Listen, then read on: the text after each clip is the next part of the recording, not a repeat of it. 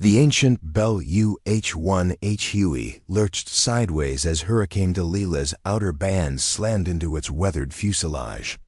Rain hammered the cockpit windows like machine gun fire, while winds exceeding 170 miles per hour tried to tear the aircraft apart. Catherine Brennan gripped the collective with white knuckles, her weathered hands dancing across controls that most pilots wouldn't dare touch in such conditions. Through the chaos, she could see the Emergency Operations Center below, its parking lot flooded with 3 feet of storm surge, and she knew they were all watching her attempt what everyone had called a suicide mission. Before we jump back in, tell us where you're tuning in from, and if this story touches you, make sure you're subscribed, because tomorrow I've saved something extra special for you. The radio crackled with static and desperation. Old iron. This is Galveston Emergency Operations. Winds are gusting to 180. You need to abort immediately. Repeat, abort and return to base. But Catherine's eyes were locked on the coordinates burned into her memory. Somewhere out there, beyond the wall of wind and water, a family of 4 was trapped on their roof, surrounded by a rapidly rising Gulf of Mexico that showed no mercy. She'd been their only hope for the past 6 hours, and she wasn't turning back now. The morning had started like any other hurricane preparation day at the Galveston Emergency Operations Center. Director Marcus Webb stood before a room full of seasoned emergency responders, his silver hair perfectly combed despite the approaching storm. Maps covered every wall, showing Hurricane Delilah's projected path as a massive red spiral of destruction heading straight for the Texas coast. The National Weather Service had upgraded it to a Category 5 just 3 hours earlier, making it the strongest hurricane to threaten the Gulf Coast in over a decade. Ladies and gentlemen, we're looking at winds sustained at 175 miles per hour, Webb announced, his voice carrying the authority of someone who'd managed disasters for 23 years. Storm surge predictions are catastrophic. We're talking about 20 to 25 feet of water in some areas. This is not a drill, people. This is the real deal. Captain Troy Harrison of the Coast Guard shifted uncomfortably in his pressed uniform. At 45, he'd seen his share of hurricanes, but nothing like this. His crew had already moved all their helicopters inland, standard protocol for storms above Category 3. Sir, all Coast Guard aircraft have been evacuated to San Antonio. We won't be able to provide air support until at least 48 hours post-landfall. Lieutenant Rachel Moss from the National Weather Service nodded grimly. Fresh out of meteorology school, she'd been tracking Delilah for days, watching it explode from a tropical depression into a monster that defied all their computer models. The storm is intensifying faster than we've ever recorded. Water temperatures in the Gulf are running 4 degrees above normal. It's like rocket fuel for this system. Sergeant Paul Donovan, head of rescue operations, rubbed his weathered face. At 58, he'd coordinated more evacuations than he cared to count, but he'd never seen conditions this severe. We've got mandatory evacuation orders for everything from Beaumont to Corpus Christi. Problem is, we're getting reports of holdouts. Folks who think they can ride it out like they did with Rita back in '05. Chief Angela Rivera from the fire department leaned forward, her dark eyes serious. She'd built her reputation on never leaving anyone behind, but even she had limits. My crews are standing down once winds hit 90 miles per hour. We can't risk first responders when there's 0 chance of success. That's when the door opened and Catherine Brennan walked in. She looked nothing like what emergency responders expected from a helicopter pilot. At 42, she had shoulder-length auburn hair streaked with premature gray, pulled back in a simple ponytail. Her clothes were practical but worn faded. Blue jeans with paint stains, a green flannel shirt that had seen better days, and boots that were more function than fashion. Around her neck hung a simple silver pendant that looked like it had been hand-carved from driftwood. But it was her eyes that should have told them everything. Steel gray and constantly moving, they cataloged every exit, every face, every piece of equipment in the room without her head turning even slightly. These were eyes that had seen things, calculated risks, made decisions that most people couldn't comprehend. Instead, Director Webb barely glanced up from his weather charts. "Ma'am, I think you're in the wrong room. Civilian evacuations are being coordinated down the hall." Catherine stepped forward, her voice calm and even. "I'm Catherine Brennan. I operate an independent helicopter service out of Beaumont. I'm here to offer my aircraft for search and rescue operations." The room fell silent for a moment before Captain Harrison let out a barely concealed snort. "Ma'am, with all due respect, we've already grounded all aircraft. This isn't a storm for weekend pilots. What kind of aircraft are we talking about?" Sergeant Donovan asked, though his tone suggested he was humoring her more than showing genuine interest. "Bell UH-1H Huey, 1987 model." The silence stretched longer this time, broken finally by Lieutenant Moss's incredulous laugh. "That's a Vietnam-era helicopter. Those things belong in museums, not emergency operations." Chief Rivera shook her head slowly. "Ma'am, I appreciate the offer, but we're dealing with sustained winds over 150 miles per hour. That old bird wouldn't last 5 minutes. In these conditions." Webb didn't even look up from his maps. "Where did you even get a Huey? Military surplus auction?" "Something like that," Catherine replied quietly. Harrison leaned back in his chair, his voice taking on a patronizing tone. "Look, I'm sure you mean well, but this isn't a movie. Flying in hurricane conditions requires years of specialized training, state-of-the-art equipment, and aircraft designed for extreme weather. What you're suggesting is suicide. The aircraft isn't airworthy for these conditions," Donovan added. "Those old Hueys might have been workhorses in their day, but they're death traps in modern emergency scenarios. The avionics alone would fail in the first lightning strike." Moss pulled up weather data on her tablet, shaking her head. "The convective activity in this storm is off the charts. We're seeing lightning strikes every 3 seconds. Hail the size of golf balls. Microbursts that would slam any aircraft into the ground before the pilot knew what hit them." Catherine remained standing calmly in the doorway, her hands clasped behind her back. She didn't argue, didn't defend herself, just listened as they dismissed her and her aircraft with increasing disdain. "I've seen weekend warriors like this before," Harrison muttered to Rivera. "They watch a few action movies and think they're military pilots. Reality has a way of catching up fast." Webb finally looked up, his expression mixing annoyance with something that might have been pity. "Ma'am, I'm going to save you a lot of trouble and probably your life. Go home, secure your aircraft, and wait this out like everyone else. Leave the heroics to the professionals." "That helicopter of yours," Donovan said, pulling up aircraft databases on his computer. "It's probably got more mechanical problems than a junkyard special. When's the last time it had a proper maintenance check? You got current certifications for emergency operations?" Catherine reached into her jacket and quietly placed a folder on the conference table. Inside were maintenance records, certifications, and flight logs that dated back years, but none of them bothered to open it. Rivera glanced at the folder dismissively. "Look, I'm sure you take good care of your hobby aircraft, but there's a difference between flying around on sunny weekends and facing down a Category 5 hurricane. The liability alone would shut us down. Plus," Harrison added, "our insurance won't cover civilian contractors without proper credentials. And I'm betting a hobby pilot with a surplus helicopter doesn't have the kind of coverage we'd need." Moss looked up from her weather models, her young face showing genuine concern. "Ma'am, I don't think you understand what you're suggesting. The eye of this storm is 30 miles across.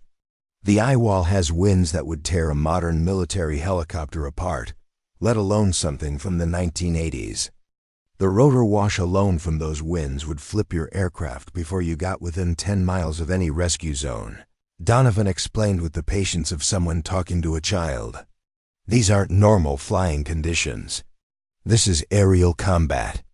Without an enemy. Webb stood up, clearly wanting to end the conversation. I appreciate your willingness to help, I really do, but we can't have civilians putting themselves at risk. Go home, secure your property, and let us handle this. Catherine nodded slowly, picked up her folder, and turned toward the door. As she reached the threshold, she paused. Director Webb, when you get reports of people stranded in the impact zone, people the Coast Guard can't reach because their aircraft are grounded, you have my number. Harrison called after her, his voice carrying a hint of mockery. Ma'am, if conditions get bad enough that we need a 40-year-old surplus helicopter, we're all in more trouble than you can help with. The door closed behind her with a soft click, leaving the emergency operations team to return to their preparations. None of them gave Catherine Brennan another thought as they coordinated the largest evacuation in Texas history. Outside, Catherine walked through the parking lot toward her truck, passing news crews setting up for what they were calling the storm of the century. The wind was already picking up, bending palm trees and sending debris skittering across the pavement.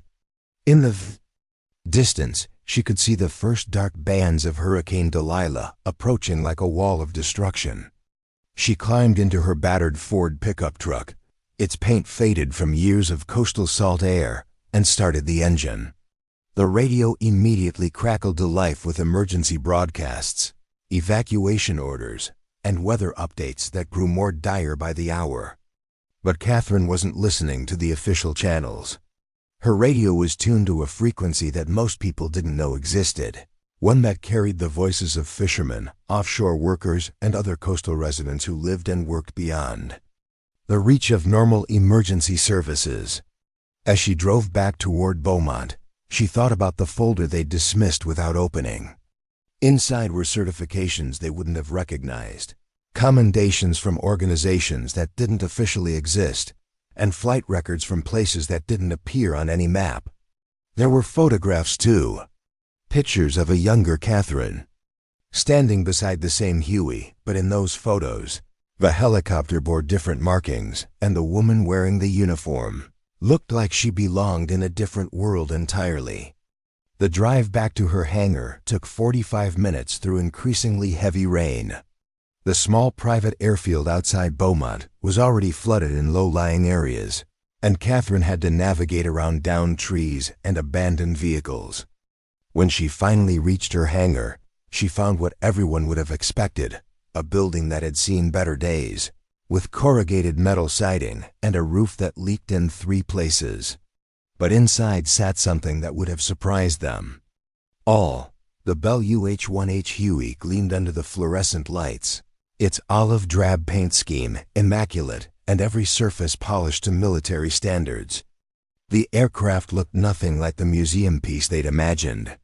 Instead, it appeared ready for immediate deployment, with modifications that spoke of serious purpose rather than hobby flying. Extra fuel tanks, upgraded avionics, weather radar systems, and rescue equipment that belonged on aircraft costing 10 times as much.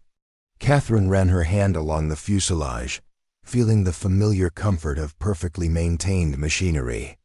She'd rebuilt this helicopter from the ground up over the past 15 years, using knowledge and experience that she'd never mentioned to the emergency operations team. Every bolt, every wire, every system had been upgraded or replaced with components that exceeded original military specifications.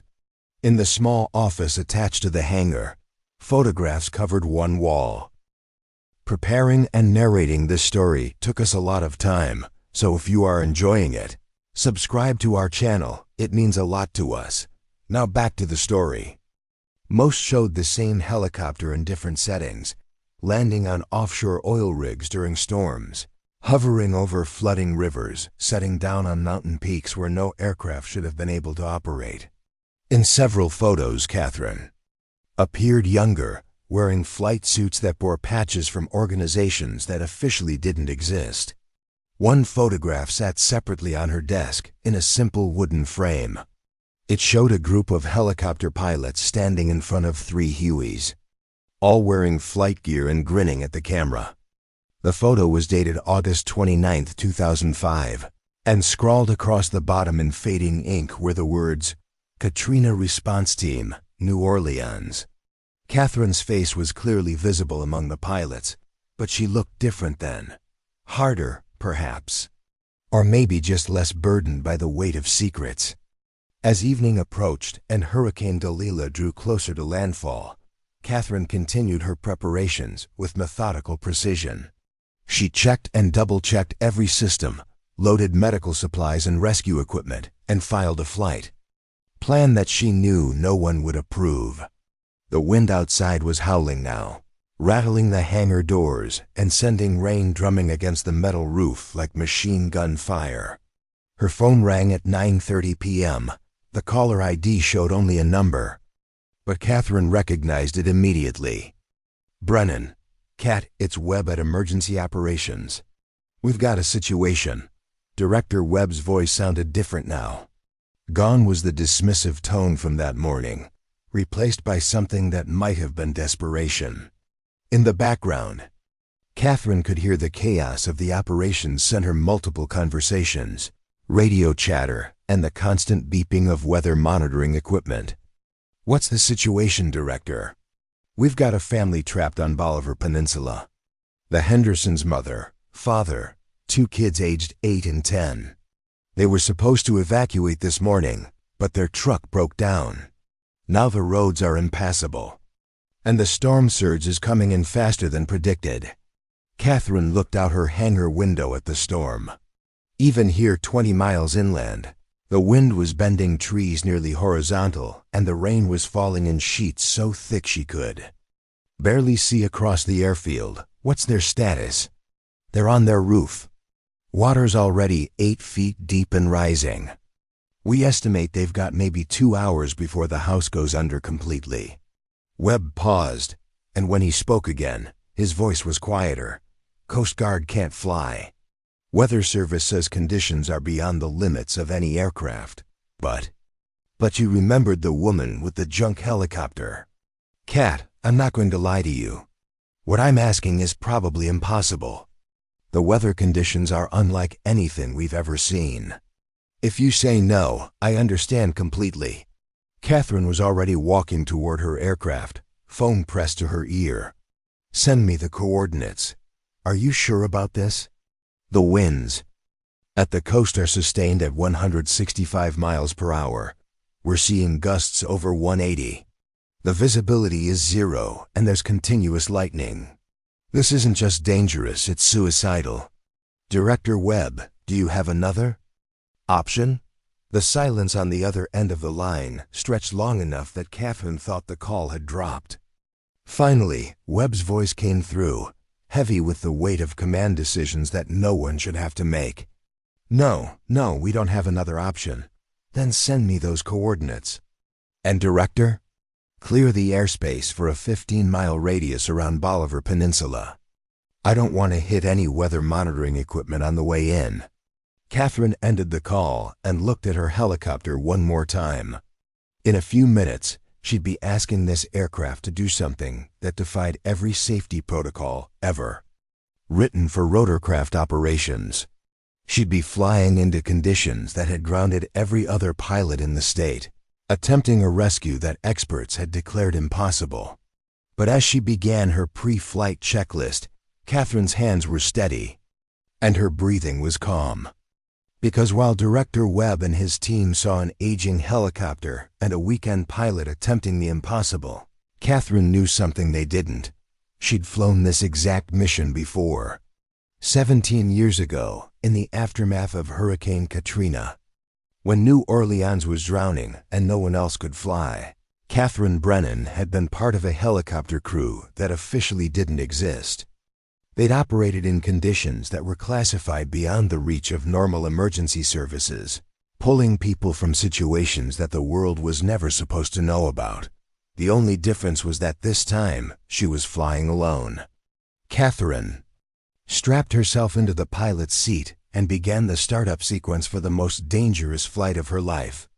Outside, Hurricane Delilah roared toward the Texas coast with the fury of nature unleashed.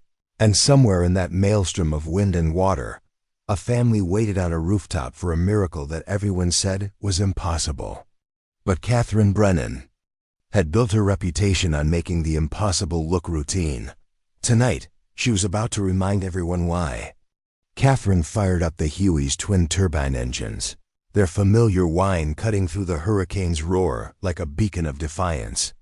The aircraft trembled against its tie-downs as the rotors began their slow rotation, each blade fighting against winds that would have grounded commercial aviation hours ago. Through the hangar's rain-streaked windows, she could see debris flying, past at velocities that turned simple objects into deadly projectiles. The hangar doors groaned open on their electric tracks, revealing a world transformed by Hurricane Delilah's fury. What had been a peaceful airfield that morning now resembled a war zone. Trees lay twisted across the runway, their massive trunks snapped like toothpicks. Abandoned vehicles sat submerged in 3 feet of standing water, their hazard lights blinking uselessly beneath the surface. The wind howled with a voice that spoke of destruction beyond human comprehension. Catherine ran through her mental checklist one final time. Extra fuel tanks full, medical supplies secured, rescue harnesses and flotation devices properly stowed, emergency beacon activated. She'd modified the aircraft systems over 15 years of meticulous work, upgrading everything from the turbine engines to the rotor head assembly. What Director Webb's team had dismissed as a relic was actually a machine engineered for exactly these conditions. The radio crackled to life as she prepared for takeoff. "Old Iron, this is Galveston Emergency Operations. Please confirm your status." Webb's voice carried a tension that hadn't been there during their afternoon meeting.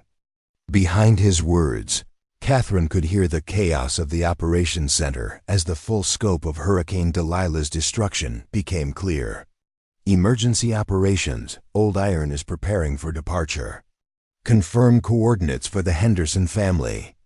Coordinates are 29.368 north, 94.721 west." "Cat, I have to ask one more time. Are you absolutely certain about this? We're showing continuous lightning strikes in your flight path. Visibility is essentially zero, and the storm surge is moving faster than our models predicted." Catherine pulled the collective and felt the Huey lift off the flooded tarmac, immediately fighting against wind shear that would have torn apart lesser aircraft. "Emergency Operations, I'm airborne.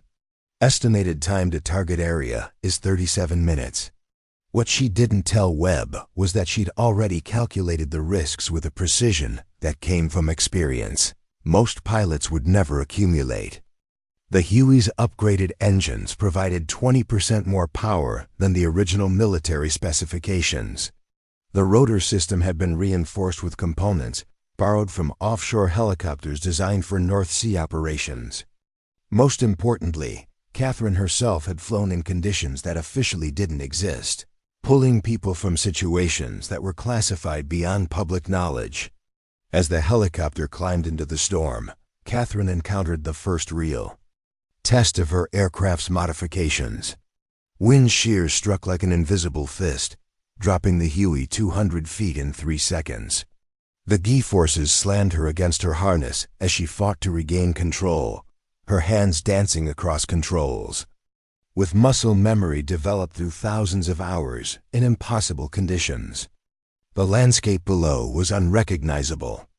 Galveston Bay had expanded into an inland sea that swallowed entire neighborhoods. Interstate 45 disappeared beneath brown water that moved with the relentless power of a river in flood. What had been coastal communities that morning were now scattered islands of rooftops and debris, isolated by a storm surge that continued rising with each passing hour. Catherine's radio filled with emergency chatter from ground units that were quickly becoming overwhelmed. Fire departments calling for water rescues they couldn't perform. Police units reporting flooding in areas that had never seen water before. Emergency management coordinators trying to track hundreds of people who had chosen to ride out the storm and were now trapped beyond the reach of conventional rescue operations. All units, this is emergency operations. We have multiple reports of people stranded on rooftops throughout the impact zone. Coast Guard remains grounded due to weather conditions. Local fire and rescue cannot respond to water emergencies. At this time, 20 miles from her target, Catherine encountered what meteorologists call the mesocyclone, the rotating core of Hurricane Delilah's most violent winds. The Huey bucked and twisted as competing air masses tried to tear it apart. Rain struck the windscreen with such force that the reinforced glass began to develop stress fractures. Lightning exploded around the aircraft with strobe-like intensity, each flash revealing a landscape that belonged on an alien planet. Through her headset, Catherine could hear other emergency frequencies breaking up as communication towers failed across the region. Cell phone service had collapsed hours earlier. Radio repeaters were going offline one by one as flooding reached their emergency power supplies. The technological infrastructure that modern rescue operations depended on was systematically being destroyed by the storm's advance. But Catherine's aircraft carried communications equipment that wasn't dependent on civilian infrastructure.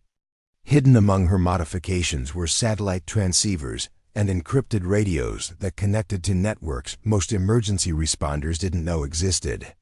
As she flew deeper into the hurricane, she maintained contact with coordination centers that operated beyond the reach of normal bureaucracy. The storm's eye wall appeared on her weather radar like a solid barrier of destruction. Winds in the core circulation were clocking at over 180 miles per hour, with embedded tornadoes that formed and dissipated within minutes. Catherine adjusted her flight path to skirt the worst of the circulation, but even the storm's outer bands carried enough violence to destroy conventional aircraft. Below her, the town of High Island was completely submerged. What had been a fishing community, built on elevated foundations, was now a collection of rooftops barely visible above the storm surge. Catherine could see people on some of those roofs, waving frantically at her aircraft, but her mission parameters were clear. The Henderson family on Bolivar Peninsula had been designated the primary rescue target because their situation was the most immediately life-threatening. As she approached the coordinates Webb had provided, Catherine's radar showed something that chilled her professional assessment of the situation. The storm surge was moving inland faster than the weather models had predicted. Areas that should have remained dry for several more hours were already under 8 feet of water. The Henderson family's estimated survival time was dropping with each minute that passed. Through the chaos of rain and wind, Catherine spotted her target. A small house on elevated pilings, now surrounded by dark water that stretched to the horizon in every direction. 4 figures huddled on the roof, their clothes whipping in the wind as they tried to maintain their grip against gusts that threatened to tear them from their precarious refuge. But landing presented challenges that would have deterred any pilot. Operating under normal safety protocols, the house was surrounded by power lines that sparked and danced in the wind. Debris floated in the water around the structure, including what appeared to be propane tanks and chunks of concrete that could destroy a helicopter's rotor system on contact. Most critically, the wind patterns around the house created a venturi effect that accelerated the airflow to velocities that exceeded the aircraft's operational limits. Catherine circled the area once, studying the wind patterns and debris field with the analytical mind of someone who had performed similar rescues under conditions that were classified above normal emergency response levels. She identified a narrow window of opportunity that would require precision flying beyond the capabilities of most pilots, but within the parameters of her training and experience. The radio crackled again, this time with Webb's voice carrying barely controlled. Panic. Old Iron, we're showing wind speeds at your location exceeding operational limits for any rotorcraft. Please confirm your status. Emergency operations. I have visual contact with the Henderson family. Beginning rescue approach. Cat, our meteorologist is saying the conditions you're flying in are theoretically impossible for helicopter operations. How are you maintaining flight? Catherine smiled grimly as she maneuvered the Huey into position. Emergency operations, sometimes the aircraft doesn't know what's impossible. What she didn't explain was that the helicopter beneath her represented 15 years of modifications, based on lessons learned in places that didn't appear on civilian maps. The rotor system had been upgraded with components designed for Arctic operations in Siberia. The engines incorporated improvements developed for offshore platforms in the North Sea. The flight control systems included gyroscopic stabilizers borrowed from military applications that remained classified. More importantly, Catherine herself had been trained in flying techniques that weren't taught in civilian flight schools. During her years with organizations that officially didn't exist, she'd learned to operate helicopters in conditions that pushed the absolute limits of aerodynamic possibility. She'd pulled people from burning oil rigs in storms that grounded every other aircraft. She'd performed medical evacuations from mountain peaks where the air was too thin for normal helicopter operations. As she descended toward the Henderson family, Catherine encountered the full fury of Hurricane Delilah's ground-level winds. The Huey was pushed sideways by gusts that exceeded 200 miles per hour, each gust threatening to slam the aircraft into the debris-filled water surrounding the house. The rotor wash created a maelstrom of flying objects that turned the rescue zone into a horizontal tornado of destruction. Through her side window, Catherine could see the family clearly now. James Henderson, a man in his 40s, held his two children against his body while his wife Michelle tried to shield them from debris that flew through the air like shrapnel. The children, Sarah and Michael, appeared to be in the early stages of hypothermia despite the storm's warm temperatures. Exposure to hurricane-force winds had a chilling effect that could kill even in tropical conditions. Catherine keyed her radio to the emergency frequency. Henderson family, this is your rescue helicopter. I need you to listen carefully to my instructions. James Henderson looked up at the aircraft hovering impossibly above his house, his face showing the disbelief of someone witnessing something that contradicted everything he understood about aviation. How are you flying in this? He shouted over the wind. Mr. Henderson, I'm going to lower a rescue basket. I need you to secure your children first, then your wife, then yourself. Do not attempt to grab the basket until I give you the signal. The rescue required precision that pushed both aircraft and pilot to their absolute limits. Catherine had to maintain a hover over the house while compensating for winds that changed direction and velocity every few seconds. The Huey's rotor blades cleared the power lines by less than 6 feet, with each gust threatening to push the aircraft into the electrical hazard. Michelle Henderson went first, clutching 8-year-old Sarah against her chest, as Catherine winched them up through winds that tried to tear them from the rescue basket. The little girl's face was pale with cold and terror, but she remained silent as her mother whispered reassurances that were torn away by the hurricane's roar. James followed with 10-year-old Michael, the boy's small hands gripping the basket's sides with determination that spoke of unusual courage for someone his age. Catherine noted the family's composure under extreme stress, recognizing the kind of mental toughness that came from people who understood that survival sometimes required absolute trust in strangers. As she lifted James Henderson from the roof, Catherine's aircraft was struck by a microburst that dropped the Huey toward the water with terrifying speed. For 3 seconds that felt like an eternity, the helicopter fell through wind shear that would have destroyed a less robust aircraft. Catherine's response was instantaneous and precise, applying power and cyclic control with the kind of muscle memory that comes from thousands of hours in emergency conditions. The radio exploded with chatter as ground controllers tracked her descent. Old iron, we show you in rapid descent. Confirm your status immediately. Emergency Operations, Old Iron is climbing. All 4 family members are secure aboard the aircraft. But Catherine's troubles were far from over.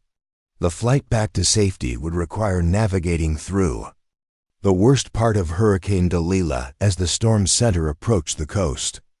Wind conditions that had been merely extreme during her inbound flight were now approaching the theoretical limits of atmospheric possibility. As she climbed away from Bolivar Peninsula, Catherine could see the full scope of the storm's destruction spreading beneath her. Entire neighborhoods had been reduced to scattered debris. Industrial facilities burned out of control, their emergency systems overwhelmed by flooding and wind damage. Ships that had been anchored in Galveston Bay were now scattered across the landscape like toys discarded by an angry child. The Henderson family huddled in the helicopter's cabin, wrapped in emergency blankets and staring out at a world that had been transformed beyond recognition. James Henderson found his voice over the intercom system. "Ma'am, I don't understand how you're flying in this storm."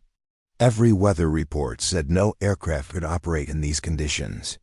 Catherine's response was calm and professional. "Mr. Henderson, sometimes the weather reports don't account for all the variables." What she didn't explain was that her aircraft and her training represented capabilities that existed outside normal emergency response protocols. During her years with organizations that didn't officially exist, she'd learned that the boundaries between possible and impossible were often more fluid than civilian authorities understood. As they flew toward the designated landing zone at Galveston Memorial Hospital, Catherine received an update that changed everything about her mission. Webb's voice came through her headset with news that transformed a single rescue into something much larger. "Old Iron, we've received multiple reports of additional people stranded throughout the impact zone. Coast Guard estimates at least 40 families are trapped in conditions similar to what you just rescued the Hendersons from." Catherine looked at her fuel gauges, calculated her aircraft's remaining capabilities, and made a decision that would define the rest of her night. Emergency Operations, Old Iron is available for additional rescue operations. "Cat, what you just accomplished was theoretically impossible. No one expects you to fly back into that storm." Through her side window, Catherine could see the lights of emergency vehicles gathered at the hospital landing pad, their red and blue strobes cutting through the storm like beacons of hope. Medical personnel waited in the rain to receive the Henderson family, their dedication evident even as Hurricane Delilah continued its assault on the Texas coast. But Catherine was already planning her next mission, studying weather data and fuel calculations with the methodical precision of someone who had spent years performing rescues that pushed beyond the limits of normal human capability. The night was far from over, and Hurricane Delilah held more families hostage in its grip of wind and water. As she settled the Huey onto the hospital's landing pad, Catherine Brennan prepared to prove once again that sometimes the most important missions are the ones that everyone says can't be done. The medical team rushed toward the Huey as Catherine shut down the engines, their movements coordinated despite the hurricane winds that still battered the hospital complex. Dr. Rebecca Martinez, the emergency department chief, had been expecting casualties from the storm, but not survivors pulled from what she knew were impossible rescue conditions. As the Henderson family was helped from the aircraft, James Henderson turned back toward Catherine, his voice barely audible over the wind. "I need to know your name. My children need to know who saved their lives." Catherine was already preparing for her next mission, checking fuel levels and reviewing the list of coordinates Webb had transmitted. "Just tell them a helicopter pilot did her job, Mr. Henderson." Dr. Martinez approached the aircraft as the family was wheeled into the hospital. Her scrubs were soaked from the short walk across the landing pad, and her hair whipped around her face in the residual rotor wash. "Pilot, I've been working emergency medicine for 18 years, and I've never seen anyone fly in conditions like this. How is this even possible?" Catherine continued her pre-flight inspection, running her hands along the rotor blades to check for storm damage. Several small dents from hail and debris, but nothing that would compromise flight safety. "Doctor, sometimes people need help when conditions aren't perfect." "Perfect?" Dr. Martinez gestured toward the storm raging beyond the hospital grounds. "This isn't imperfect weather. This is a Category 5 hurricane. The meteorologists are calling it unprecedented." But Catherine was already climbing back into the cockpit, her radio crackling with updates from the Emergency Operations Center. Webb's voice carried a note of desperation that hadn't been there hours earlier. "Old Iron, we've got 7 more families confirmed stranded. The storm surge is still rising, and we're getting reports of complete structural failures throughout the coastal zone." As Catherine lifted off from the hospital, she could see the full scope of Hurricane Delilah's assault on the Texas coast. What had been organized communities that morning were now scattered debris fields punctuated by occasional structures that had somehow survived the storm's initial impact. The Galveston seawall, built to withstand the worst storms nature could produce, was being overtopped by waves that defied historical records. Her second rescue took her to a retirement home that had been partially collapsed by a tornado embedded within the hurricane's circulation. 12 elderly residents were trapped in a section of the building that remained above the rising floodwaters, their situation complicated by medical conditions that made normal evacuation procedures impossible. Catherine approached the building through winds that had, if anything, intensified since her first rescue. The Huey bucked and rolled as she maneuvered between power lines and cellular towers that swayed like giant pendulums in the storm. The retirement home's parking lot was submerged under 10 feet of water that moved with a current strong enough to sweep away vehicles. The building's roof had been peeled away by the embedded tornado, exposing the residents to the full fury of the hurricane. Catherine could see them huddled in what had been the facility's dining room. Elderly men and women who had survived decades of life's challenges, now facing a storm that threatened to erase their final chapter. Landing was impossible due to debris and the building's compromised structure. Catherine had to maintain a hover while lowering rescue personnel on winch lines, a maneuver that required her to fight constant wind shear while keeping the aircraft positioned within inches of optimal placement.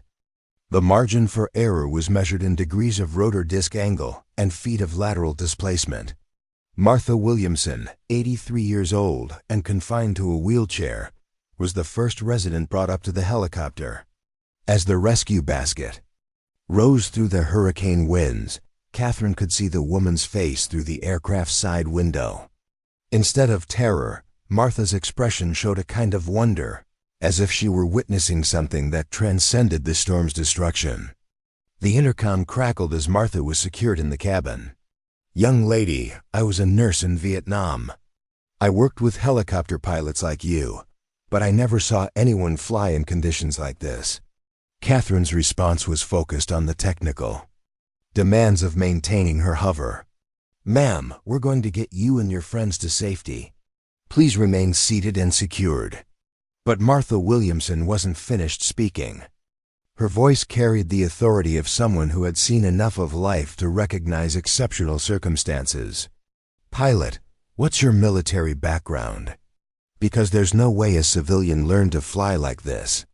Catherine didn't answer, but her silence spoke volumes to someone who had spent decades around military personnel. Martha studied the aircraft's interior, noting modifications and equipment that seemed far beyond what a civilian helicopter would normally carry.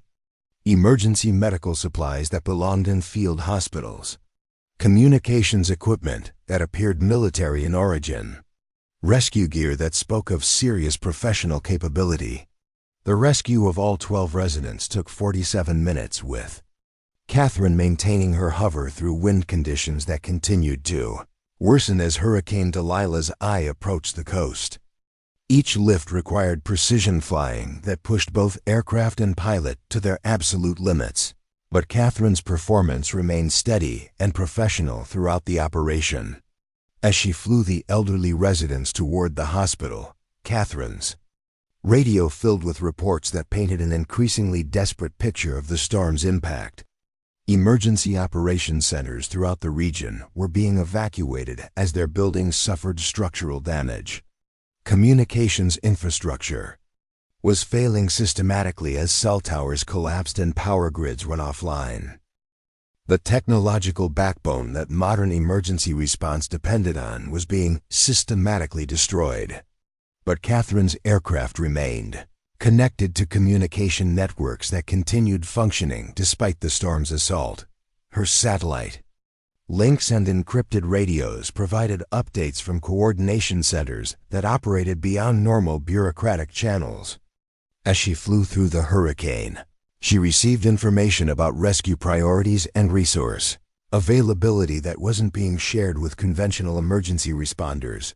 Dr. Martinez was waiting again as Catherine landed at the hospital with the retirement home residents. This time, she approached the aircraft with questions that went beyond professional curiosity. "Pilot, I need to ask you something.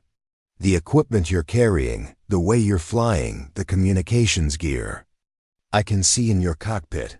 This isn't normal civilian emergency response capability." Catherine was already reviewing coordinates for her next rescue mission.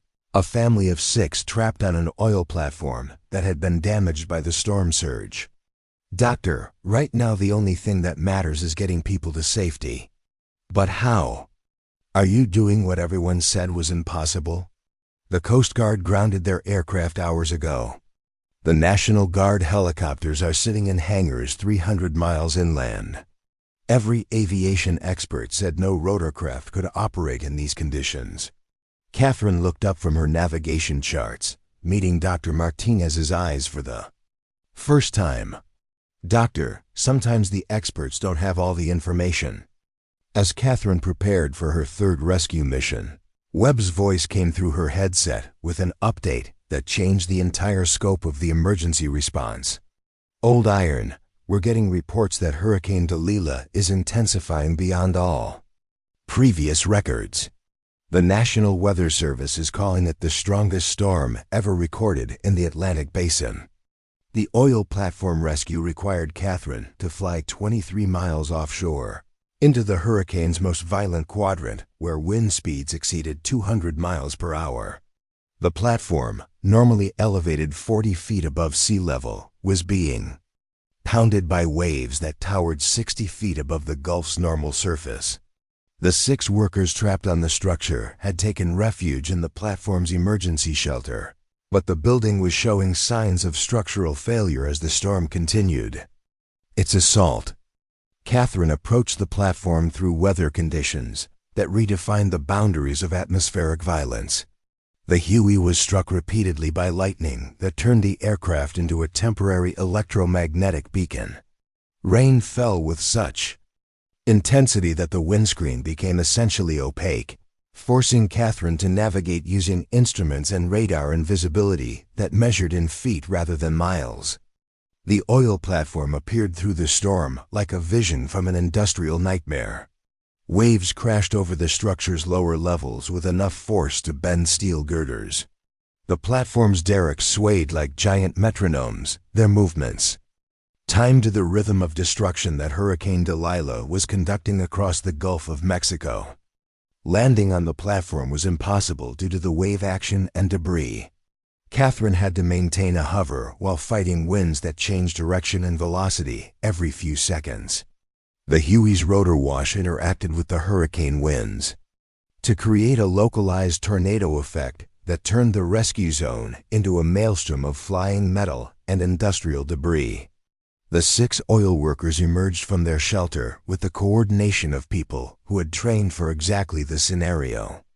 James Patterson, the platform supervisor, had spent 32 years working offshore operations. He understood helicopter rescues and weather conditions, but what he was witnessing defied his professional experience.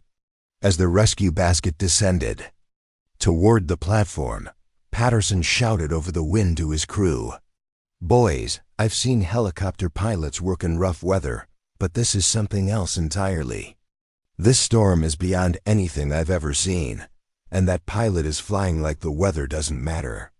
The first worker lifted was Maria Santos, a petroleum engineer who had been monitoring the platform's structural integrity as the storm progressed. As she rose through the hurricane winds toward the helicopter, she found herself staring at aircraft modifications that didn't belong on civilian equipment. The rescue winch was military grade. The cabin contained medical equipment that exceeded offshore emergency requirements. Most puzzling, the pilot's flight suit bore no identifying patches or insignia. Inside the Huey's cabin, Maria found herself seated next to equipment that definitely wasn't standard civilian gear. Encrypted radio systems with frequency ranges that belonged to military or intelligence operations. Navigation equipment that appeared designed for operations in hostile environments. Emergency supplies that suggested missions far beyond normal search and rescue operations. The intercom crackled as Catherine coordinated the remaining rescues. Platform personnel, I need you to move quickly but safely. Weather conditions are continuing to deteriorate, and my operational window is closing. Patterson was the last worker to leave the platform, and as the rescue basket lifted him toward the helicopter, he took a final look at the structure that had been his workplace for over 3 decades. The oil platform was being systematically destroyed by Hurricane Delilah, its steel framework twisted into abstract sculptures by winds that exceeded the force of tornadoes. But what struck Patterson most was the aircraft hovering above him. The helicopter was maintaining its position with precision that seemed to ignore the hurricane conditions surrounding it. The pilot's skill was so far beyond normal capabilities that Patterson found himself wondering if he was witnessing something that transcended conventional aviation. As Catherine flew the oil workers toward shore, her radio filled with updates that revealed the true scope of Hurricane Delilah's destruction. Entire coastal communities had been erased from the map. Industrial facilities burned out of control as emergency response capabilities were overwhelmed by the storm's intensity. The death toll was climbing as people trapped in flooding found themselves beyond the reach of conventional rescue operations. But Catherine's aircraft continued operating with efficiency that seemed to exist outside normal emergency response limitations. Her fuel consumption was lower than expected due to engine modifications that increased efficiency. Her navigation remained precise despite electromagnetic interference that was disabling other aircraft systems. Most importantly, her flight performance continued at levels that defied the weather conditions surrounding her. Webb's voice came through her headset as she approached the hospital with the oil workers. "Old Iron, I have to ask you directly. What kind of training do you have? Because what you're accomplishing tonight is beyond the capabilities of any civilian pilot I've ever worked with." Catherine's response was characteristically brief. "Emergency operations, I have training appropriate for the mission requirements." "Cat, that's not an answer. You're flying in conditions that our meteorologists say are impossible for helicopter operations. You're maintaining communication through infrastructure failures that have shut down every other emergency frequency." Catherine hesitated for a moment, long enough for the rotor pitch to shift slightly and remind her that she didn't have the luxury of emotional hesitation. Not here, not now. Through the intercom, she kept her voice calm, level, and just warm. Enough to reassure without inviting more questions. "That's a good eye, Tommy. Your dad must be pretty sharp. But right now, I need you and the others to sit tight and stay buckled. We've got 3 more trips to make." It wasn't a yes, but it wasn't quite a no either. As she adjusted course back toward the hospital pad, Catherine caught a glimpse of the dashboard's diagnostic overlay tech that had never been publicly released, let alone installed on a so-called decommissioned Huey. Adaptive rotor control, inertial dampeners, autonomous correctional algorithms, classified systems designed for battlefield extraction in hostile Chaotic environments, some of which even she hadn't fully been cleared to fly in her last official assignment. But those days were behind her, or they had been. Until the storm. Until the voice of Webb crackled over the emergency frequency that first night, panicked, overwhelmed, and begging for help no one else could give. That was when she'd opened the underground hangar outside Klamath Falls, when she'd keyed in a 12-digit code that technically didn't exist anymore, when she'd resurrected the aircraft that wasn't supposed to fly again. Old Iron, inbound. Ada 3 minutes. Back at the highway, chunks of the elevated roadway were already gone. The bus had shifted, leaning dangerously toward open water. Catherine made her second descent, muscles tense, every instinct screaming that this one had to be faster, tighter, cleaner than the last. No second chances, 6 more children. Screaming wind, flying debris. And Mrs. Rodriguez calm despite. The chaos ushering them into the harness with the same quiet authority she'd probably used every school day of her career. As Catherine lifted again, the Huey bucked hard, crosswind. She compensated instinctively, banking left and bleeding off altitude to stabilize. The aircraft groaned in protest, and for a split second, she heard the whine of something under too. Much stress. "Hold together, girl," she whispered to the controls. "Just a few more." At the hospital, Dr. Martinez was no longer simply curious, she was alarmed. The radar data was now accompanied by live footage from the traffic drones, positioned along Highway 87, drones that should have been grounded hours ago. Except Catherine's flight path was so outlandishly impossible that every agency watching had scrambled to verify it. And there it was, a Vietnam-era Huey, flying like something out of a DARPA prototype program, performing rescues no civilian craft should even attempt. No pilot should survive. "That aircraft doesn't obey known physics," Dr. Martinez muttered.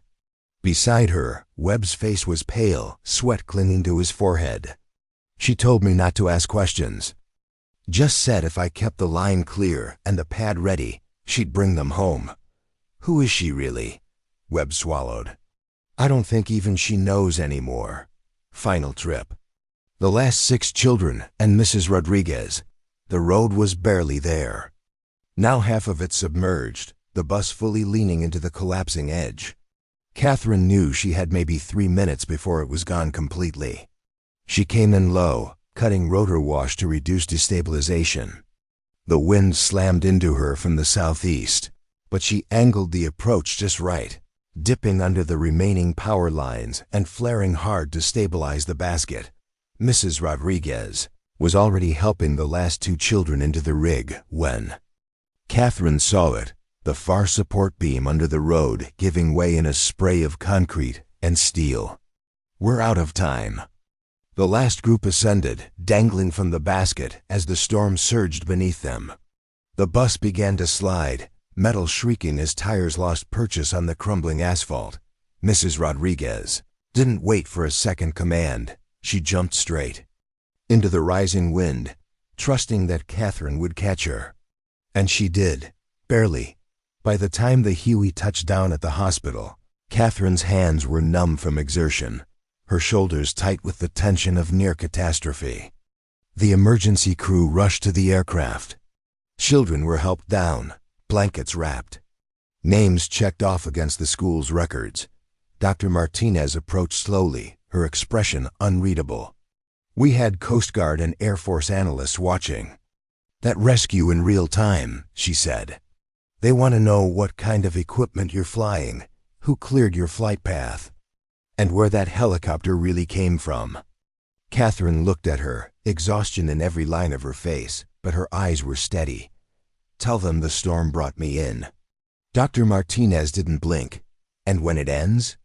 Catherine glanced at the children being led inside, at Mrs. Rodriguez, shaking hands with Webb at the Huey's shadow stretching long beneath the floodlights. "Then I'll leave the way I came." And she meant it, because this was the mission now, not war, not politics. Just showing up when no one else could, and leaving before the questions became too dangerous to answer. Catherine was too focused on maintaining her hover to answer, but Tani's observation was accurate. The Huey's cabin contained communications equipment with frequency ranges that belonged to classified operations, medical supplies that exceeded civilian emergency requirements, navigation systems that appeared designed for operations in hostile environments where normal GPS signals might be jammed or unavailable. As Catherine flew the first group of children toward the hospital, her radio filled with chatter from emergency coordinators who were struggling to understand what they were witnessing. Captain Harrison's voice cut through the static with questions that had been building all night. Emergency operations. Coast Guard wants to know how a civilian helicopter is operating in conditions that grounded our entire air fleet. We need identification and credentials for this pilot immediately. Webb's response carried frustration and confusion. Coast Guard, we're dealing with an ongoing rescue situation. Credential verification can wait until we've saved these children. Negative emergency operations.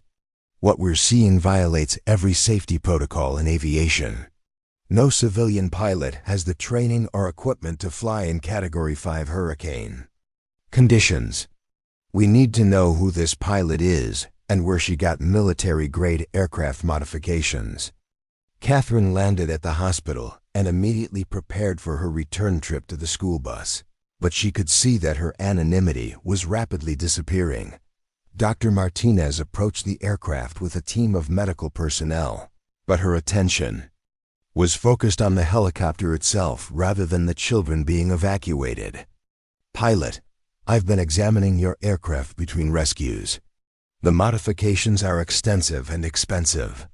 The communications gear alone would cost more than most civilian helicopters. Where did you acquire military surplus equipment of this sophistication? Catherine was already lifting off for her second trip to the school bus, but Dr. Martinez's questions were being transmitted across emergency frequencies that reached coordination centers throughout the region. Within minutes, her observations were being analyzed by people who specialized in identifying aircraft capabilities and pilot qualifications. The second rescue group consisted of 6 middle school students who were old enough to understand the severity of their situation. As Catherine maintained her hover over the increasingly unstable highway, 12-year-old Jessica Chen watched the pilot's movements with the analytical mind of someone who had grown up around aviation through her grandfather's military service. "Ma'am," Jessica said through the intercom, "my grandfather flew helicopters in Vietnam. He always said that flying in bad weather was about reading the wind patterns and anticipating changes before they happened. But he told me that what you're doing right now is impossible." Catherine's response was characteristically brief. Sometimes your grandfather's generation accomplished things that seemed impossible too. But Jessica wasn't satisfied with evasive answers. She had spent enough time around military personnel to recognize certain characteristics in Catherine's flying technique. The way she anticipated wind shear before it struck the aircraft. The precision of her hovering despite conditions that should have made stable flight impossible. Most telling, the calm professionalism that remained steady despite circumstances that would have overwhelmed most pilots. As Catherine flew the second group toward the hospital, the highway section supporting the school bus suffered a major collapse. Nearly half the roadway disappeared into the storm surge, leaving the bus balanced on a narrow strip of asphalt that was visibly cracking under the vehicle's weight. Mrs. Rodriguez gathered the remaining children at the far end of the bus, away from the section that was most likely to collapse first. Webb's voice came through Catherine's headset with updates that made the rescue even more urgent. Old Iron, highway engineers are reporting imminent structural failure. They're estimating total collapse within 15 minutes. Emergency operations, I still have 12 people on that roadway. I'm returning for the third lift immediately. Cat, if that road collapses while you're hovering over it, the debris field will destroy your aircraft. You need to consider aborting this rescue. Catherine's response was immediate and final. Emergency operations, negative on abort. Proceeding with rescue operations. As she approached the school bus for the third time, Catherine could see that the situation had deteriorated beyond what most pilots would consider manageable. The roadway was now tilting at a 30-degree angle, with chunks of asphalt breaking away every few seconds. The bus itself was sliding slowly toward the edge, held in place only by Mrs. Rodriguez's skillful use of the emergency brake and the vehicle's weight distribution. The third group consisted of 5 older students and Mrs. Rodriguez herself, leaving only one more trip to complete the rescue. But as Catherine lifted them from the disintegrating highway, the road suffered another major collapse that left the bus balanced on a section of roadway barely wider than the vehicle itself. Inside the helicopter, Mrs. Rodriguez stared at the pilot with growing recognition. "Ma'am, I drove buses for military families at Fort Hood for 12 years. I know military flying when I see it. You're not a civilian pilot, are you?" Catherine didn't answer, but her silence spoke volumes to someone who had spent years around military personnel. Mrs. Rodriguez studied the aircraft's interior, noting details that confirmed her suspicions. Emergency equipment that exceeded civilian requirements. Communications gear that appeared military in origin. Most telling, the pilot's flight suit bore no identifying patches or civilian aviation insignia. The fourth and final rescue group consisted of the 6 remaining children, but they were trapped on a section of highway that was now completely isolated by the collapsed roadway. The bus sat on what amounted to a small island of asphalt surrounded by churning water and debris. Any mistake in the rescue would send both children and aircraft into the storm surge. As Catherine approached for the final rescue, her aircraft was struck by the most severe wind shear event of the night. The Huey was caught in the interaction between Hurricane Delilah's eye wall and a secondary circulation that had formed around the storm's core. For 10 seconds, the helicopter was effectively flying inside a horizontal tornado with winds that exceeded 250 miles per hour. The aircraft rolled nearly 90 degrees before Catherine regained control, her response so quick and precise that the children on the ground barely had time to register what had happened. But the near disaster was witnessed by emergency coordinators, who were monitoring the rescue through multiple communication channels. Captain Harrison's voice cut through the radio chatter with questions that could no longer be ignored. "Emergency operations, what we just witnessed is beyond the capabilities of any civilian pilot.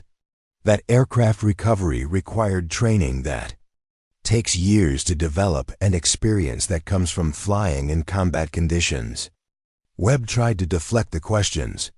"Coast Guard, we're in the middle of an active rescue operation.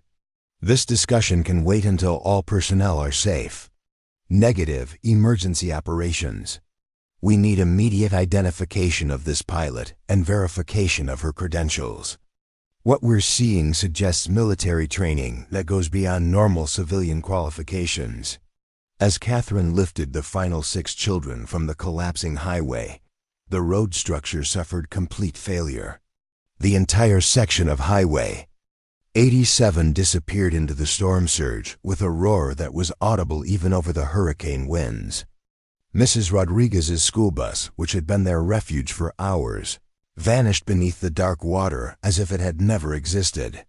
But the children were safe in Catherine's aircraft, watching through the windows as their former sanctuary was consumed by Hurricane Delilah's fury. 10-year-old Michael Foster, whose father was an Air Force mechanic, had been studying the helicopter's interior throughout the rescue. "Ma'am," Michael said through the intercom, "my dad works on military helicopters. He always told me about the differences between civilian and military aircraft. This helicopter has military modifications, doesn't it?" Catherine was focused on flying the children to safety, but Michael's observation was being transmitted across communication, frequencies that reached intelligence analysts who specialized in identifying unauthorized military equipment. Within minutes, his innocent question was triggering investigations, that would soon reveal the truth about Catherine's background. As she approached the hospital for the final time, Catherine could see that her night of rescues had attracted attention beyond normal emergency response protocols. Military vehicles were gathering in the hospital parking area. Personnel in uniforms that didn't belong to local emergency services were setting up communication equipment that appeared designed for classified operations. Dr. Martinez was waiting with a medical team, but she was accompanied by people who clearly weren't hospital staff. Their bearing suggested military or intelligence backgrounds, and their interest was focused on Catherine's aircraft rather than the children being evacuated. "Pilot," Dr. Martinez called out as Catherine shut down the engines. "There are people here who need to speak with you. They have questions about your aircraft and your qualifications that go beyond normal emergency response protocols." Catherine completed her post-flight inspection with the methodical precision that had characterized all her actions throughout the night. She had known that flying multiple rescue missions in impossible conditions would eventually attract the kind of attention she had spent 15 years avoiding.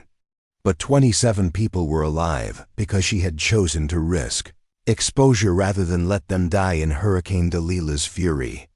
As she climbed down from the Huey's cockpit, Brennan prepared to face questions that would force her to choose between maintaining her carefully constructed anonymity and revealing the truth about capabilities that officially didn't exist. The storm was far from over, but her most challenging flight was about to begin. Colonel David Patterson stepped forward from the group of officials gathered around Catherine's helicopter, his dress blues impeccable despite the hurricane conditions. His silver eagles caught the emergency lighting as he approached, and his expression carried the weight of someone who had spent decades making decisions that affected national security. "Ms. Brennan," he said, his voice cutting through the wind. With military precision, "I'm Colonel Patterson, Air Force Special Operations Command. We need to have a conversation." Catherine finished securing her aircraft and turned to face the man whose presence confirmed that her carefully maintained cover was about to be stripped away. Behind Patterson stood representatives from multiple agencies, their credentials hidden but their purpose unmistakable. She had known this moment would come eventually, but she had hoped it would be under different circumstances. "Colonel, if you have questions about tonight's rescue operations, Director Webb can provide you with mission reports." Patterson's smile was humorless. "Ms. Brennan, we both know this conversation isn't about tonight's missions. Though I have to say, your performance in Category 5 hurricane conditions has been remarkable. Almost like you've had specialized training in extreme weather operations." Dr. Martinez stepped forward, her medical ethics compelling her to intervene despite the obvious tension. "Colonel, this woman has just completed 6 impossible rescues in conditions that grounded every other aircraft in the region. Whatever questions you have can wait until she's had time to rest." "Doctor, I appreciate your concern for your patient's welfare, but Miss Brennan and I have history that predates tonight's heroics." Patterson gestured toward the Huey, its military modifications now clearly visible under the hospital's emergency lighting. "That aircraft contains technology that requires security clearances to operate. The pilot flying it has capabilities that suggest training well beyond civilian qualifications." Catherine remained silent, knowing that anything she said would only accelerate the revelation she had spent 15 years avoiding. Around them, the rescued families were being processed through the hospital's emergency department, their lives forever changed by an encounter with someone they believed was simply a helicopter pilot who happened to be in the right place at the right time. Agent Sarah Mitchell from the Department of Homeland Security approached with a tablet containing information that had taken her agency less than 2 hours to compile once they began investigating Catherine's identity. "Ms. Brennan, or should I say Colonel Brennan, your aircraft registration traces back to a military surplus auction that never actually took place. The aircraft's maintenance records show modifications using components that are restricted to military applications." Webb approached the group with confusion evident on his face. What's going on here? Kat Brennan is a civilian helicopter pilot who volunteered for emergency rescue operations. Whatever questions you have about her credentials can be addressed after we've dealt with the hurricane aftermath. Colonel Patterson turned to Webb with an expression that mixed respect with the burden of classified knowledge. Director Webb, the woman you know as Kat Brennan is actually Colonel Catherine Brennan, formerly of the 160th Special Operations Aviation Regiment. She was one of the most decorated helicopter pilots in military history before she disappeared from official records 15 years ago. The revelation hit the assembled emergency responders like a physical blow. Dr. Martinez stared at Catherine with new understanding, suddenly recognizing why the aircraft modifications and flying techniques had seemed so far beyond civilian capabilities. Webb's face cycled through surprise, confusion, and finally a grudging respect for the deception that had been maintained for so long. Catherine finally spoke, her voice carrying the quiet authority that had once commanded respect in briefing rooms around the world. Colonel Patterson, my service record was classified for operational security reasons. Nothing that happened tonight changes that classification level. Colonel Brennan, your service record was classified because you were involved in operations. That officially didn't exist. But what you accomplished tonight, rescuing 27 people in impossible conditions, that's going to make classification levels irrelevant. Agent Mitchell consulted her tablet, reading from files that detailed a military career that had been hidden from public knowledge. Colonel Catherine Brennan, callsign Angel 6, commanded helicopter operations during classified missions in Afghanistan, Iraq, and locations that remain redacted. She received the Distinguished Flying Cross, the Air Medal with 14 oak leaf clusters, and commendations from agencies that don't officially exist. Webb shook his head slowly, trying to reconcile the woman he had dismissed that morning with the military officer being described. Kat, why didn't you tell us? If we had known about your background, you would have what, Director Webb? Treated me differently because of rank and credentials rather than judging my ability to help people? Catherine's response carried no anger, only the weary resignation of someone who had chosen anonymity for compelling reasons. I've been flying rescue missions for 15 years without needing recognition or official authorization. Dr. Martinez stepped closer, her medical training helping her recognize the deeper story behind Catherine's deliberate obscurity. There's more to this, isn't there? You didn't just retire from military service. Something happened that made you choose to disappear.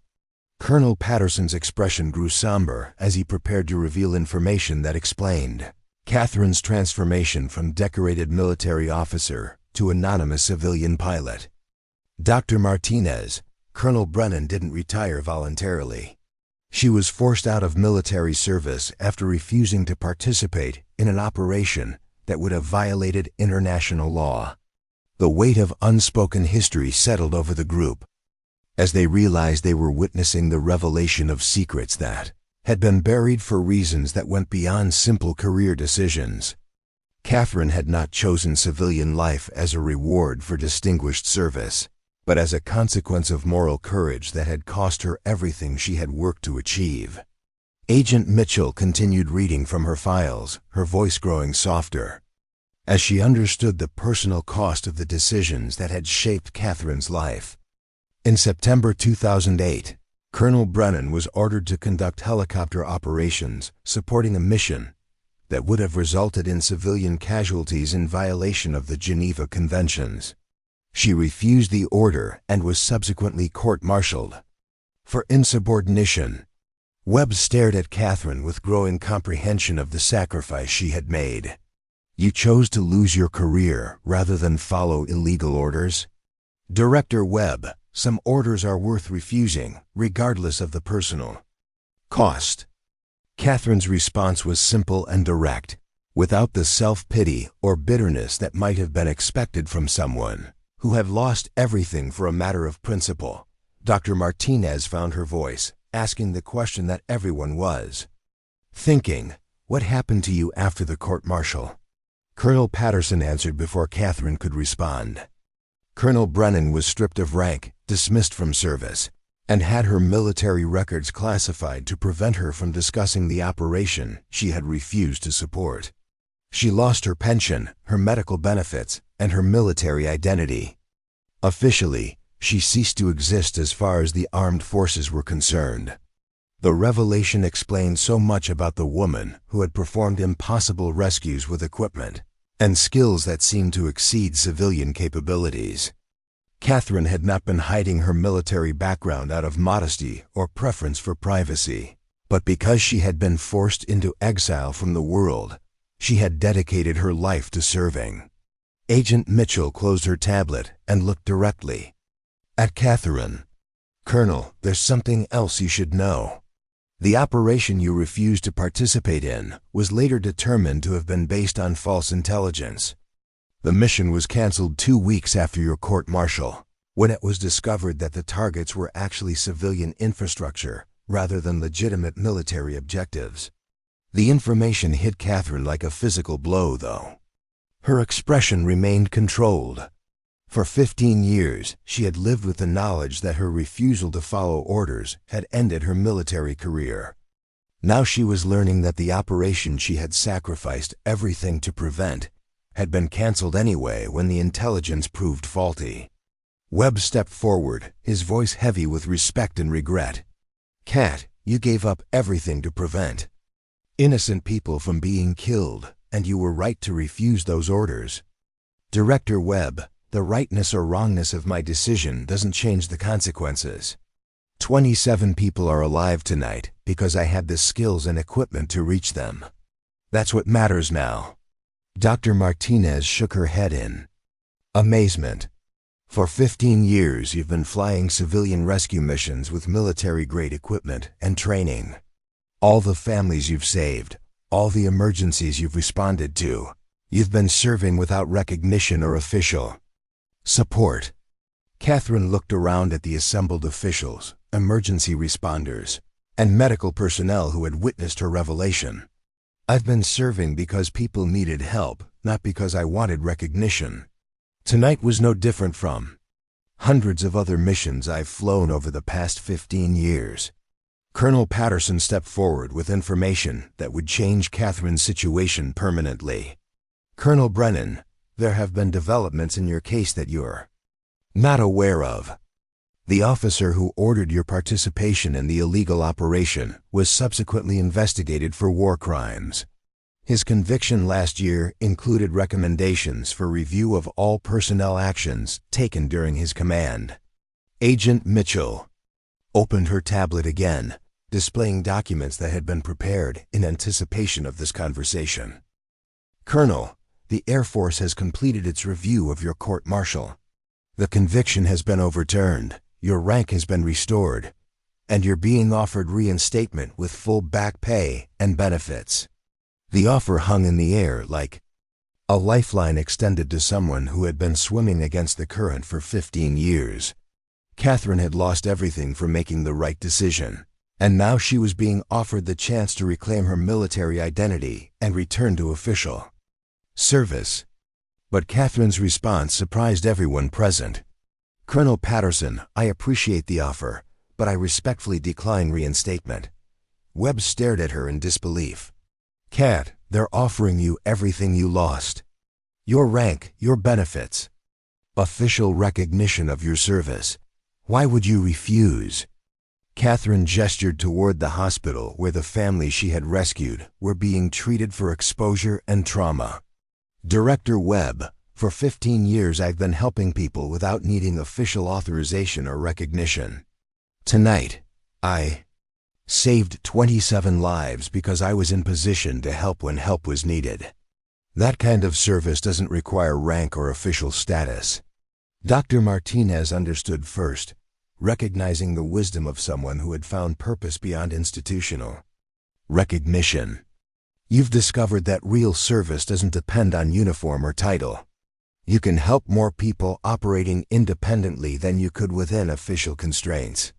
Doctor, Tonight's rescues were possible because I wasn't limited by safety protocols or chain of command decisions. If I had been flying as an official military pilot, those families would have died while we waited for authorization to attempt impossible missions. Colonel Patterson smiled for the first time since the conversation began. Colonel Brennan, you've changed very little in 15 years. You're still more concerned with mission success than personal recognition. Agent Mitchell consulted her. Files one final time. Colonel, if you won't accept reinstatement, will you consider working with us as a civilian contractor? Your capabilities are too valuable to waste, and there are missions that require exactly your combination of skills and independence. Catherine considered the offer, weighing the benefits of official support against the freedom that had allowed her to save lives without bureaucratic interference. Agent Mitchell, I'll consider contract work on a case-by-case basis, provided I retain the right to refuse missions that conflict with my ethical standards. As Hurricane Delilah's winds began to subside with the storm's passage, the group of officials and emergency responders stood in the hospital parking lot processing the revelation that had transformed their understanding of the night's events. The woman they had dismissed as a civilian pilot with surplus equipment had revealed herself to be someone whose moral courage had cost her everything, yet who had continued serving others without recognition or reward. Webb extended his hand to Catherine with genuine respect. Cat Colonel, whatever you want to be called, thank you for proving that heroism doesn't require official recognition. You saved 27 lives tonight because you chose to help when no one else could. Dr. Martinez approached with the medical assessment that had been requested by military protocol. Colonel Brennan, you've been flying in extreme conditions for over 8 hours. You should be exhausted, dehydrated, and suffering from stress reactions. Instead, your vital signs suggest someone who's completely adapted to emergency operations. Catherine smiled, the expression transforming her face from professional competence to something approaching warmth. Doctor, some people are built for emergency conditions. I found my purpose in being available when other people's lives depend on capabilities that exist outside normal parameters. As the military officials prepared to depart, Colonel Patterson offered Catherine a final piece of information that completed her vindication. Colonel, the families of the civilians who would have been killed in that operation you refused to support have been notified of your sacrifice. They wanted you to know that your courage saved their children's lives, even though you'll never meet them. The information provided closure that Catherine had never expected to receive. For 15 years, she had lived with the knowledge that her career had been destroyed for refusing orders, but without confirmation that her decision had actually prevented harm to innocent people. Agent Mitchell handed Catherine a secure communication device. Colonel, this will allow you to receive mission requests from agencies that can benefit from your unique capabilities. Use it or don't, but know that your skills are valued and your independence is respected. As the officials departed and the hospital returned to normal emergency operations, Catherine walked back to her helicopter for final preparations before returning to her hangar. The storm was passing, but the aftermath would require weeks of recovery operations that would challenge every emergency responder in the region. Dr. Martinez followed her to the aircraft. Colonel, what will you do now? Your secret is out, your vindication is complete, and you have official recognition of your service. Catherine ran her hand along the Huey's fuselage, feeling the familiar comfort of machinery that had never failed her when lives depended on its reliability. Doctor, tomorrow there will be other emergencies, other people who need help in conditions that official responders can't handle. I'll be ready to help them, just like I've been ready for 15 years. As she lifted off from the hospital for the final time that night, Catherine Brennan flew west toward her hangar, carrying with her the satisfaction of 27 lives saved and the knowledge that sometimes the greatest service comes from those who choose to help without recognition or reward. Behind her, Hurricane Delilah's destruction stretched across the Texas coast. But scattered throughout the devastation were families who had survived because one woman chose moral courage over career advancement and service over recognition. Up next, you've got two more standout stories right on your screen. If this one hit the mark, you won't want to pass these up. Just click and check them out.